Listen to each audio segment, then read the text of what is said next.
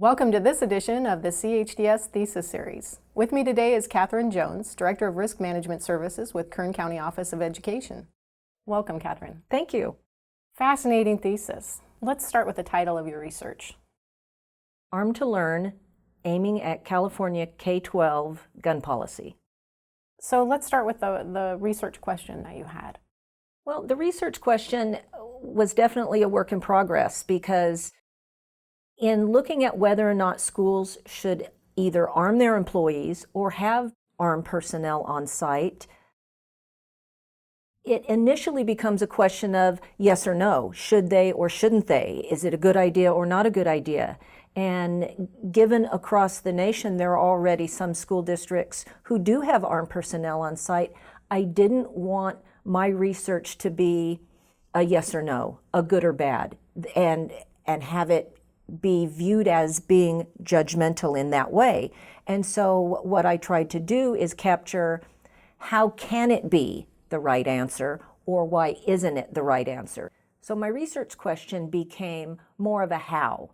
How can it be the right answer or why is it not a good idea? And what I did was used risk management principles as the backdrop, which provided an objective framework. So although in a school district there may be a desired policy, yes, we definitely want to arm people, or no, we don't, it's the process that should drive the outcome. So in using risk management principles and identifying the key components of risk assessment in terms of culture, the capabilities and resources of the school district, even the culture and the values of a particular community, but looking at culture, capacity, resources, liability, insurance, training, taking all of those pieces and then putting those or viewing them against a risk management backdrop to be able to say, we can do this effectively here and manage the risk.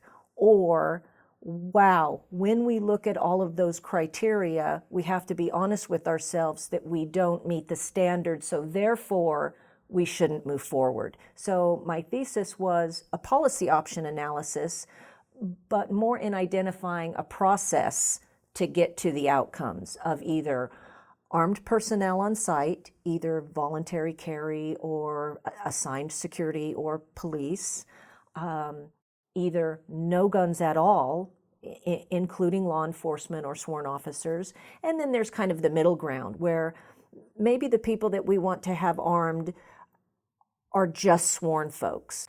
So the policy option narratives are either more guns, some guns, or no guns, BanGuns, but the process then enables school district administrators to objectively look at everything and decide what's best for them.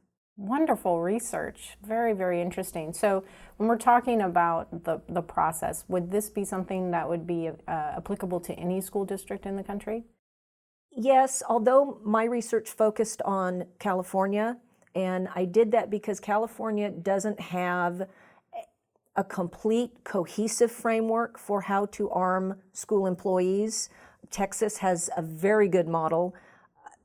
So I focused on California, but the components in the process is the same. You just need to know what the gun laws are in your jurisdiction and some of the different liability aspects. But the primary factors in going through the process would really be the same. You just substitute what the local jurisdiction rules are. And are you aware of anyone who's been able to implement this decision-making process? I have been communicating with a couple of school district administrators who have read the thesis and said that it was very helpful in helping them see the bigger picture. There's a very small school district in Kern County who, very rural, and in a lot of rural agencies, that seems to be, because they're rural, it seems to make sense. We should have at least one person on campus with a gun. That's a common narrative.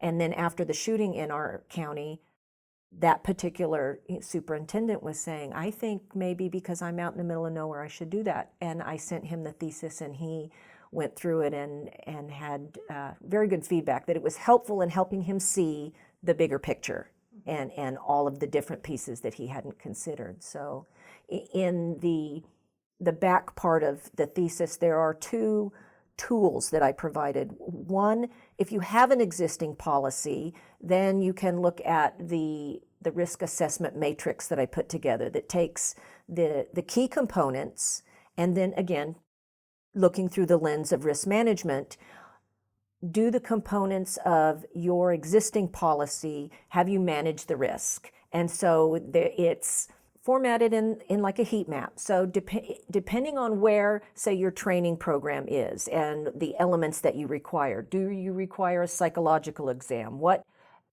insurance coverage do you have?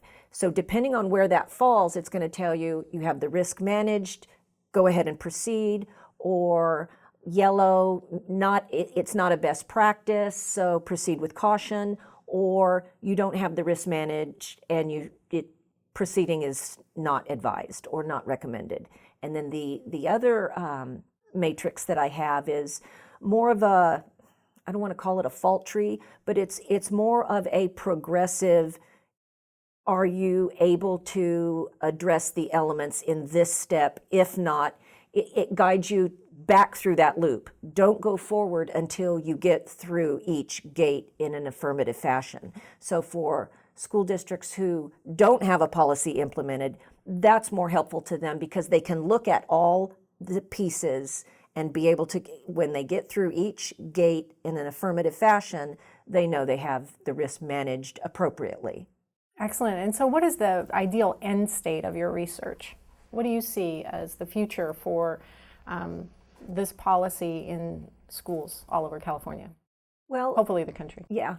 Ideally, it gets people on the same page that there isn't any one right answer, particularly in the climate that we have today in the legislative framework, with our gun laws being so different and our cultures from state to state being so different.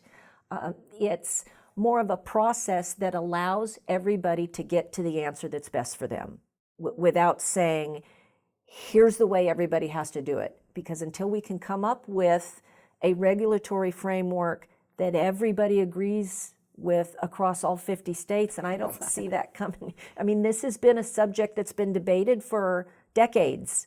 So I'm hopeful that by identifying a process, school administrators, legislators, and even parents and board members, stakeholders in a particular school district will have the comfort that they can come to an objective policy decision that's right for them.